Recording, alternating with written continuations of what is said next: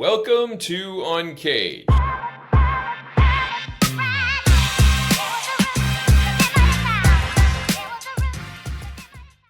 Today we're sticking at home, actually. We are speaking with Aaron Fowler. Aaron, it's great to have you on the UNCAGED show.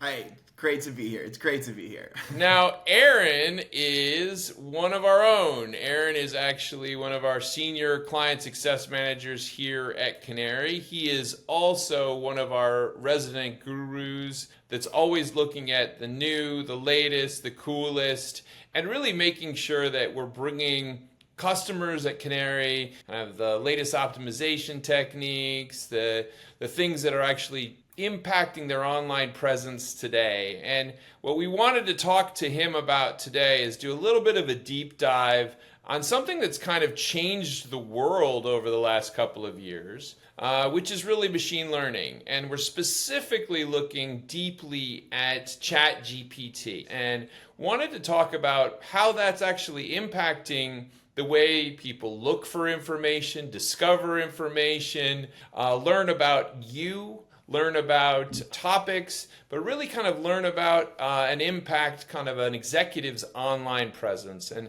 certainly we're seeing that change, and wanted to talk a little bit today to outline what you should be thinking about, what you could do. Aaron, awesome to talk with you, buddy. Love chatting all this stuff with you, as we always do. But let's set the stage for folks. How many people are actually using ChatGPT today? Great question. Dude, the latest numbers from OpenAI, I think reporting about over 300 million people using ChatGPT every week. And there's about 1 billion messages a day, which is insane. That's pretty much everybody, including a lot of buyers, journalists, investors, future employers, future employees, anything, just asking the model pretty much every single question they can think of.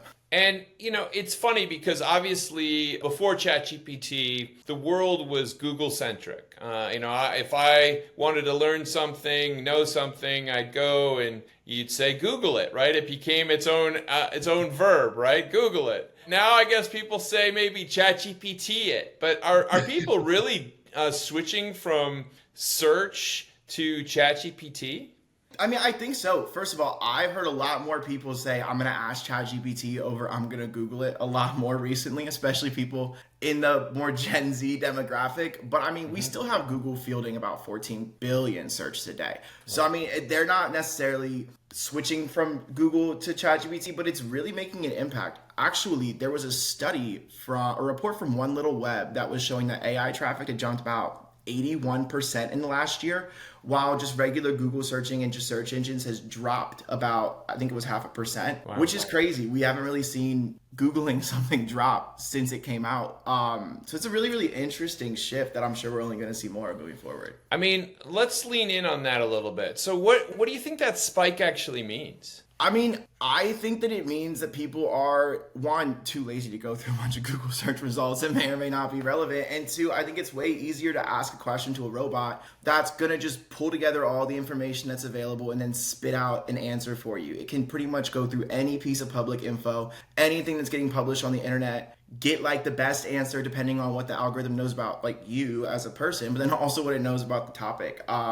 I think that spike is really going to signify so much more coming out of this as time continues, because it's literally a robot that can do anything. It's pretty sick. So, I mean, I'm imagining that any executive out there, anybody out there that's been to any form of a conference or any type of symposium or discussion about AI or machine learning has heard the acronym LLM, referring to large language models. Large language models really kind of drive all of the data that feeds these machine learning algorithms. And what I really am curious about is to understand how the LLMs are deciding what they pull, like what sources do they trust? Yeah, and I mean, it's kind of, you'll notice there's a kind of similarity with the way things rank on Google, right? So I think the biggest one is going to be the domain authority of whatever it's pulling from. A domain authority is kind of,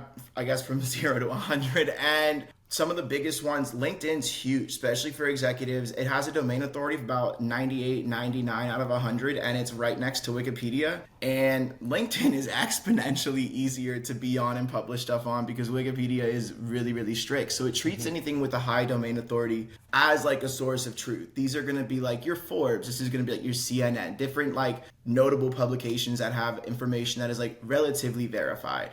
Another way that it kind of looks at stuff is recency and relevancy. So like if things are kind of getting posted more and more recently, things are coming up sooner and like more, it's going to see that as more relevant material. Things that are posted today obviously are going to be a lot more relevant than things posted 10 months ago because time changes stuff. And then another thing it looks at is it kind of cross-references like the gigantic web of information on the internet. So let's say Bant, your name, obviously you have Bant Breen associated with a bunch of different things. The more places it sees Bant Breen associated with a bunch of different topics that are all similar, it's going to treat that as a collective source of truth because there's more and more and more sources that are verifying this information. When you look at the answers, it gives you a little circle on the end of it where it kind of shows you the sources that it pulls from. And if you ever just go through and look at those sources, you'll kind of be able to see exactly where it's pulling this stuff from, and you'll be able to almost see what your personal web of information looks like on the internet. Yeah. Well, I mean, I think, ChatGPT is one of these things that everyone out there,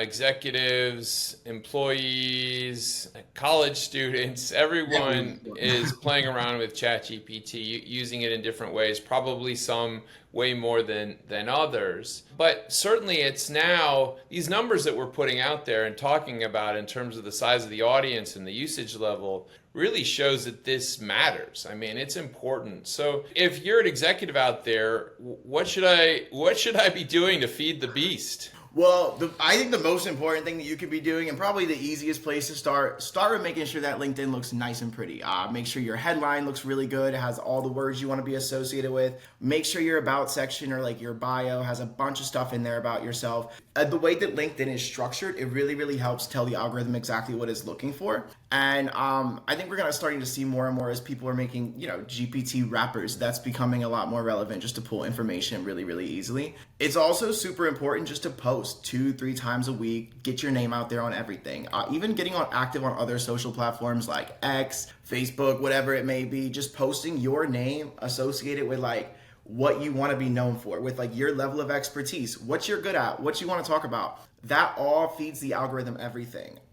It feeds every piece of information it's going to have because it really can only source publicly available information. So if you're not giving it anything publicly, it will not know who you are at all. Yeah. And, I know one of the things that probably happens with any new breakthrough is that the heavy users tend to be kind of the younger generations, I think, just because they're looking for the new, playing with the new, and maybe they're more adaptable. And certainly that's the case here. I mean, we see very heavy usage in Gen Z of some of this, of ChatGPT. And that I think is important because when we think about kind of like the next generation and also kind of the emerging workforce, I got to assume they're looking at ChatGPT when they're thinking about companies, executives that they might be interviewing with. Tell me about that. Yeah, I mean, everyone uses ChatGPT for everything. I know people who use it as a therapist. I know people who will literally screenshot text messages they're having, and they're in a fight with their significant other and asking ChatGPT what they should say back to it.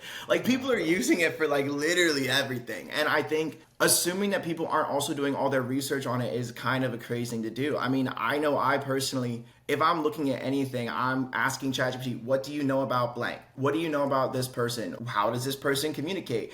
And they have a lot of rappers now that are popping up every time we blink with different, we can tell you who this person is. Like for sales, if you're trying to sell to somebody, they have stuff that'll literally scan people's entire presence, tell you how to talk to them, tell you what they like, tell you what their interests are, all because it can just pull a bunch of information from everything they've ever publicly put anywhere. So a lot of people, I mean, not even just in my generation, but kind of all over the place are using ChatGPT to look at everything, but we're also using a lot of social media to check everything out. I mean, just as a nice example, whenever I go to a new restaurant, I always am going to go on their Instagram page and look them up. I always want to just see the food, see what it looks like, because I could look at a menu with a bunch of different words on it, that may be in a completely different language. And I don't really know what I'm about to walk into, but when I can see the food, it's a whole different experience. You pull up their Instagram page, you see comments, you see tags, you see people who have been there. It's kind of similar in everything. Any company, anything kind of B2B. You see people like needing that form of like social proof. You need to find people on social media. Like we're looking at social media for almost everything, and they're almost becoming their own forms of mini search engines, their own forms of ways to just share information and to like, kind of crowdsource. I know, Aaron, that I think, you and I have talked about a lot of the new emerging channels like Blue Sky, Threads, and some of the more established ones like X that are kind of getting reinvented. But in our conversations, you've really leaned into LinkedIn here as important in the ChatGPT space. Tell me why you're giving that so much weight. I mean, obviously, I think the domain authority is huge. I mean, I think the fact that it is so powerful of a tool, just where you can, and it's free. It's literally free to go on there and make sure your profile looks good. It is a professional networking site where you can kind of see who's connected to who knows who, and it's just a really, really like authoritative place to be able to put your stuff. It's the first thing Google crawls. It's the first thing any AI engine is looking at, and it's one place if you want to be polished anywhere. Be polished on LinkedIn. Like, I think it's great to have yourself available on other platforms just because, like, why not go where people go? Why not give any algorithm more information to look at? But LinkedIn is the most authoritative. It will likely be for a long time just due to the professional nature of it. And they even verify stuff. Like, I can't just go on there and say I'm the CEO of Microsoft if I felt like it. I would have to have a Microsoft email address. I would have to verify that. And it would obviously probably boot me. I don't know if it would or not, but it would probably. I mean, I've kind of noticed that the domain authority that's given to the LinkedIn personal websites, I'd say, and then really Wikipedia, those seem to be kind of like the big sources quite often. I think X is another one. X is another one. Despite all the controversy, they've been around for a while. It's been something that people have been using, and it's been one that you do kind of see consistently come up in a Google search, and it does get referenced in a lot of AI outputs too. Yeah, it's weighted in because of the relevancy, right? Because it's such a fast-moving channel that it really kind of captures that zeitgeist moment for sure. Well, one of the things that we pride ourselves when we do things with customers at Canary is that we don't really like just talking about stuff. We like to give them some advice of what they could be doing. For the folks out there, what's the one thing that you would recommend that they tackle after watching this? I think one thing to tackle is to make sure your LinkedIn looks pretty. Make sure your bio is updated. Make sure your headline looks good. Make sure it's reflective of kind of like what you want to be associated with. But another thing that people could do, go into ChatGPT and type in who are some thought leaders in your industry, see who pops up, see what they're doing differently than you, see what they have going on differently than you. If you pop up, let's go. You're a step in the right direction. But if not, look at the people who are popping up and see what's happening differently. See where you kind of fill in some gaps. See what, they're doing that you are not yet, whether it be getting on podcasts, whether it be getting some articles published, whether it be publishing blogs. Like, it kind of pulls from a little bit of everything. So just see where you're at. Even type in who is your name. See what it shows. See what it pulls about you. See what's already out there. See what these algorithms already know, because they probably know more than you think, to be honest. They probably do. Well, I mean, I was thinking of a funny conversation I was in with a friend of mine who's a young woman who said she was trying to figure out the love of her life by putting in her horoscope and her boyfriend's horoscope and his zodiac star sign and her zodiac star sign to see whether there was any compatibility, and basing the future of her relationship on what ChatGPT said. And so it was really funny for me to see that kind of in action, and it does show you the role that this is playing in people's lives. It's really being embraced in a very holistic way. Aaron, thank you so much for being on the UNCAGED show today. It's been amazing to talk with you and learn a lot more on really kind of, I'd say, moving past just Google search and thinking about the next phase, which is certainly going to be more of these chat-driven bots, even with Google, right? I mean, Google's got their own variation of this. And so it's something to keep in mind when you're building out your strategies, when you're growing your online presence. If someone had more questions, Aaron, where's the best place to find you? You can connect with me on LinkedIn. Or if you have more questions, ChatGPT can probably answer some of them too.